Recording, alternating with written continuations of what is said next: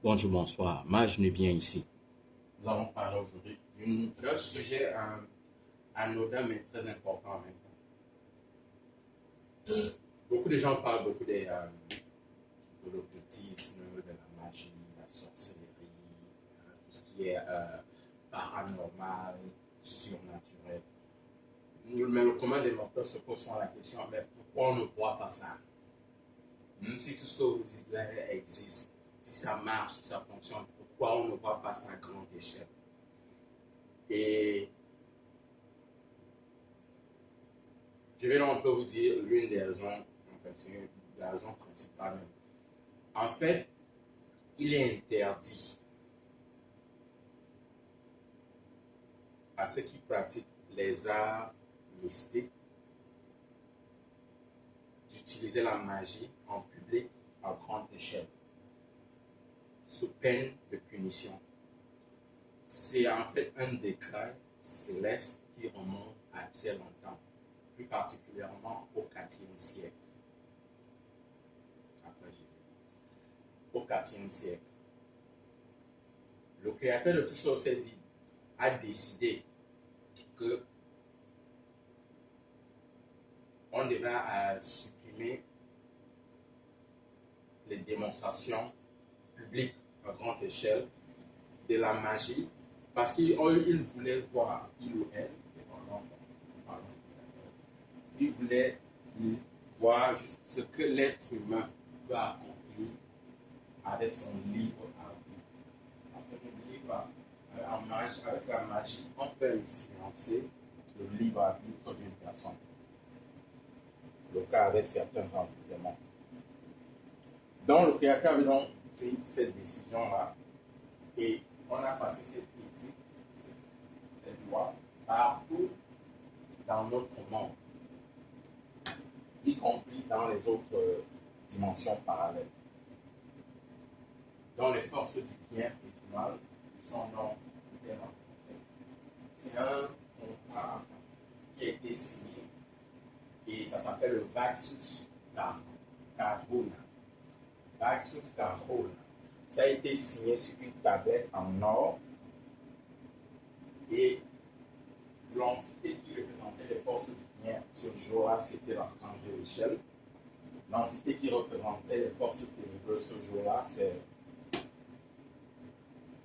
Lucifer et la déesse Gaïa. La déesse Gaïa. Elle représentait la planète Terre. N'oubliez pas que la planète Terre, c'est le corps de la déesse Gaïa. Et la planète Terre est le corps d'une déesse. On entend son mère nature, mère vivante. Nous parlons de Gaïa. Gaïa. G-A-I-A. Dans d'autres cultures, on l'appelle Terra. Donc, ces trois divinités étaient là au moment de signer ce pacte. Bon, le pacte ayant été signé sur une tablette en or, il fallait donc des gens qui allaient la protéger, cette tablette, parce que un contrat, bon, n'a d'effet que tant qu'il existe. Quand ce contrat a été signé, je peux vous assurer que les entités ténébreuses n'ont pas tellement aimé ça.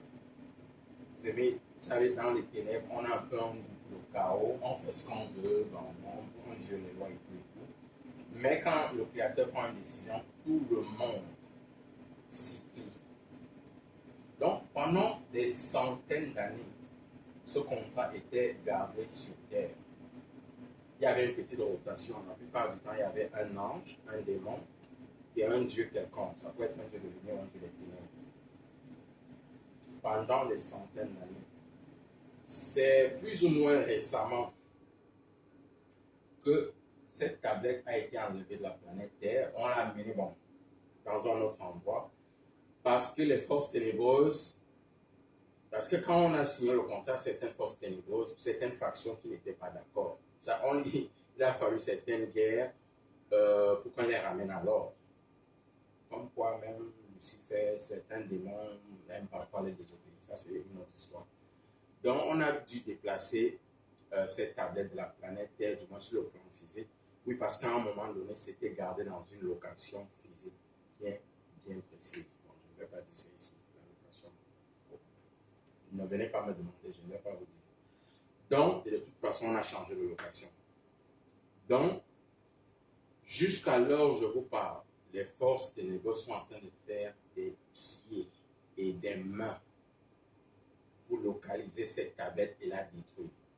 Parce que tant que cette tablette existe, les forces du mal ne peuvent pas prendre toute la planète Terre à 100%. Bon, la prophétie dit que cette tablette va exister jusqu'à un certain jour, mais finalement les forces ténébreuses vont la détruire. Et c'est là où la grande bataille d'Armageddon aura lieu. Ça, c'est ce que la prophétie dit. Je voulais juste vous expliquer pourquoi les actes de magie à grande échelle ne sont pas visibles au-dessus de tout le monde. Attention, il y a des cas isolés. C'est permis plus ou moins. Mais à grande échelle, c'est interdit. C'est la raison pour laquelle vous allez voir dans toutes les loges, que ce soit les loges, les fraternités, les ordres initiatiques, qu'ils soient de lumière ou des ténèbres, vous allez remarquer, on demande que ce qui est fait dans la loge reste dans la loge. Les démonstrations physiques à grande échelle, on va vous dire non, n'allez pas montrer aux gens la preuve.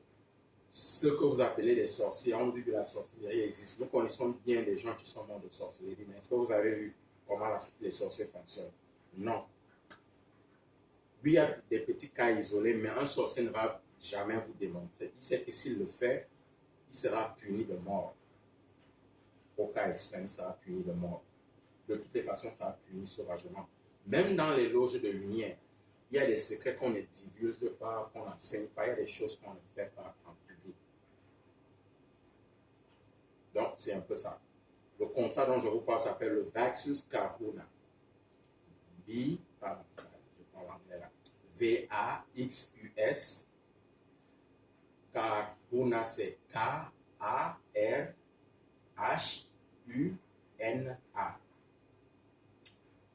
Merci d'avoir écouté. À très bientôt.